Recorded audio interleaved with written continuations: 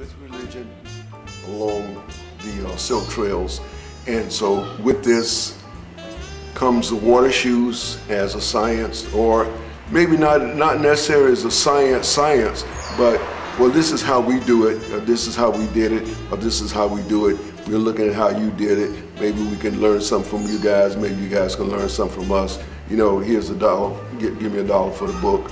And the books move along the Silk Trails. Now, we talked earlier about this guy named Gavin. I'm gonna roll this back a little bit so it won't be too much up in your face. If I could get it, I'm gonna try to back it off a little bit. I don't know if I want to back off. Let it back off a little bit. Maybe that's a little bit better. Okay, that's a little bit better.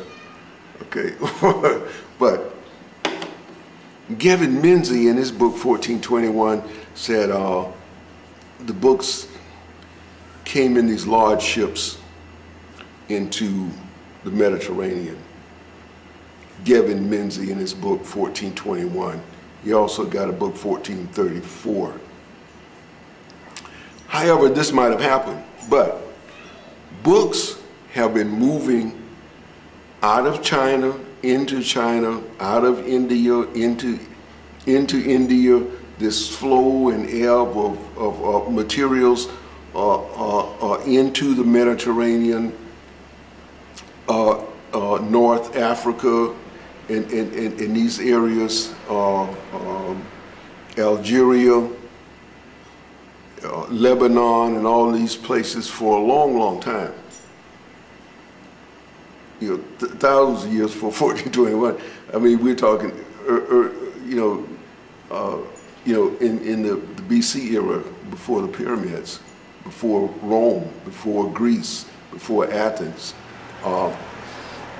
Ideas of moving on camels, up and down, knowledge, slowly, over hundreds and hundreds of years, bits and pieces flowing in, flowing out, Arabs in China, Chinese in Arabia, blacks moving up and down, spreading their monies, their wealth, spreading knowledge, spreading information.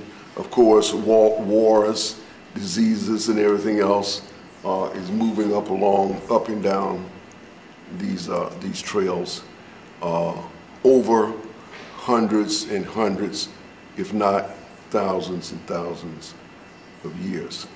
And we do want to point out as we move along into the in kind of this bookworm material, the heavier academic,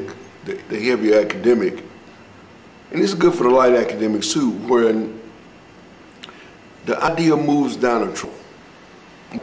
As it moves down a trail, say a wheel. First, the guy invented the wheel. It's a little, it's a little oblong. It's not perfectly round. It's kind of eggy, kind of square, eggy. You know what I mean, and all this. But he starts with the wheel, or he starts with logs, rolling, sliding things along a log. Then the idea of the log rolling. Then the idea of wheels. A bumpy wheel. Then a heavier wheel. Smoother wheels, put an iron band around it. The first idea maybe started here, and then later on, the next group got it and they improved on it. The next group got it and improved on it. And the thing is, these ideas is like an ocean. You dump it in the ocean, the thing disseminates, and it's changing and moving and moving and changing. And the same thing with what's coming out of China. We got original ideas coming out of China, and that's in the book Science and Civilizations of China by, I forgot the guy's name now, but Science and Civilizations in China, and we got 21 volumes. And the Chinese early on, before the pyramids, they were writing hundreds and thousands of books. In this Mesopotamia area, the Fertile Crescent, up along the early Eastern Mediterranean, and on up to Africa. As wars conquered other people, ideas move with the wars, move with the soldiers, you know, and this thing churned, and it's still churning. My being black, you know, African orientation, I do want to point out this, well, the idea of, later on, the idea of libraries. And usually the monasteries where people wrote and read collection of large amounts of books. The monasteries and the heavier cathedrals and churches, and as that moved along, you had private collections of books. People interested in certain areas, certain things like maps, map making, and we get into the Columbus thing. Columbus didn't do everything by himself. Bits and pieces of maps slowly over hundreds of years came together and formed a bit of a larger map. People discover other things, the maps get bigger, the science get bigger, and of course you burning of the books.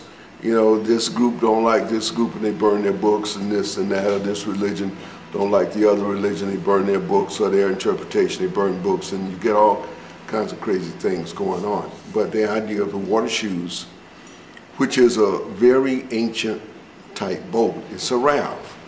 It's a raft, and you can see things in the background there.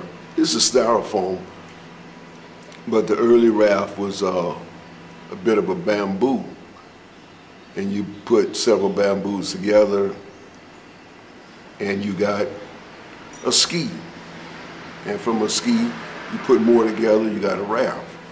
You split the raft down the middle and you got a walking raft, or this thing we call a water shoe. And it could, I guess up and down the roads it was causing many it was called many things, but here we are